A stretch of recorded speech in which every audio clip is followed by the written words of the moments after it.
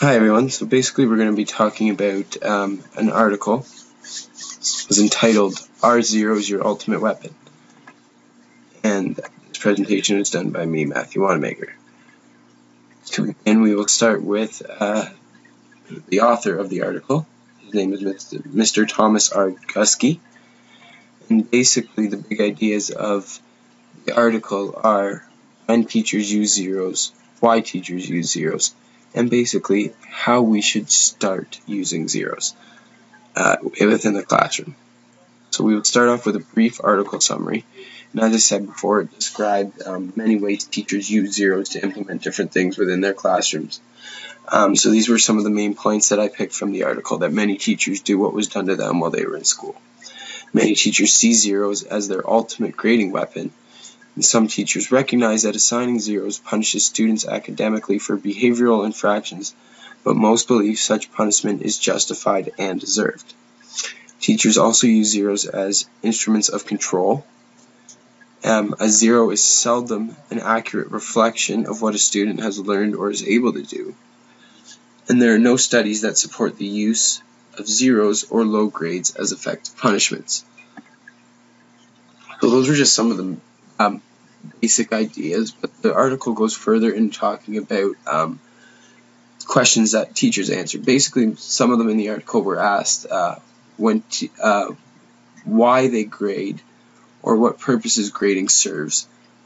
And the responses were varied, but generally they fall into a few broad categories, some being to communicate the achievement, status of students to parents and others, to provide information students can use for self-evaluation, to select, identify, or group students for specific educational paths or programs, so such as academically applied university or college level courses, to provide incentives for students to learn. So some teachers would use zeros as a way to try to motivate their students into doing better. To evaluate the effectiveness of instructional programs.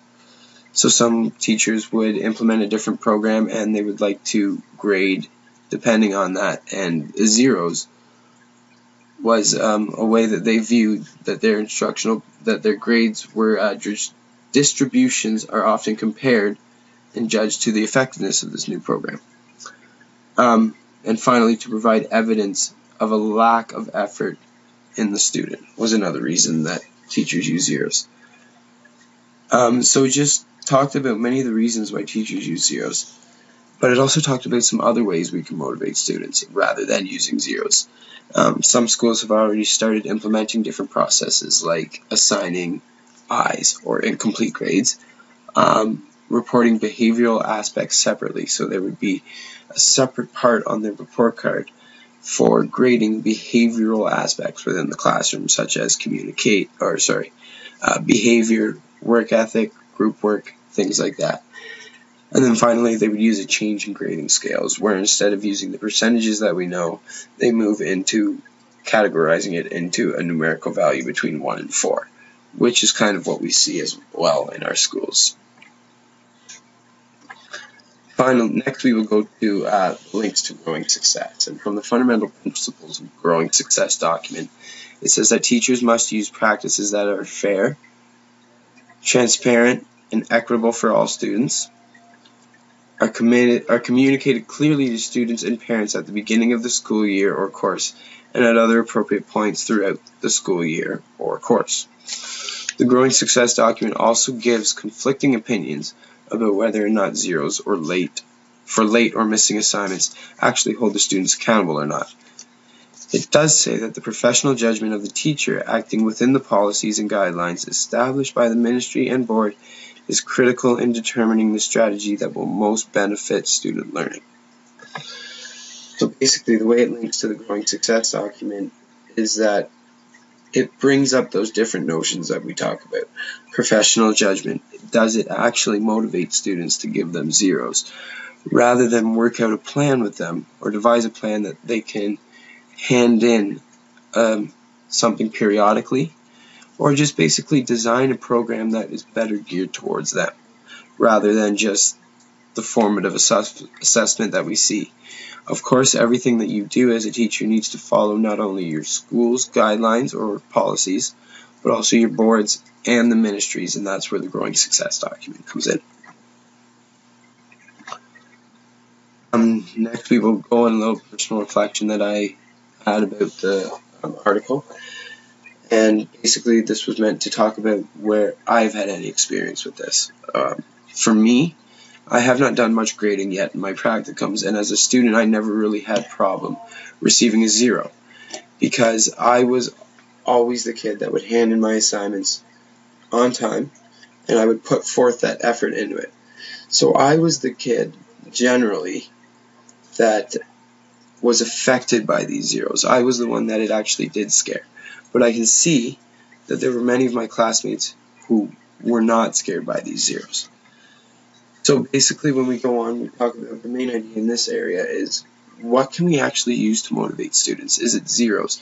Is it using or creating assignments that are more geared towards the aspects that they are confident in using, whether that means we open our assignments to choice for the students, so that whether they want to make a video, whether they want to write an essay, whether they want to, whichever way they want to complete it, make it engaging towards them. But you still want to set a line where the students know that this needs to be in, it will be graded, but work around it so that students have a better chance of succeeding and accomplishing the goal that you want them to. Finally, we will just talk about the impact on the teaching practice, mainly my philosophy, or the impact that it has on my teaching practice. And I personally believe that handing out zeros is alright, but there is certain things you need to follow. You need to make sure you are following policies that have been set out by the school and board that you are working at, and also following along with the growing success document, as I said before. You want to make sure you have explained to your students from the beginning of the year the expectations for assessments and the consequences of not submitting one on time. So this goes back to the being clear. It needs to be transparent, right? So the students need to understand right from the beginning of your course what your policy is, and it needs to be followed. Pending some extreme circumstance, you don't want to show favoritism or be lenient on this in any way. What starts at day 1 needs to go right through till the end of the course.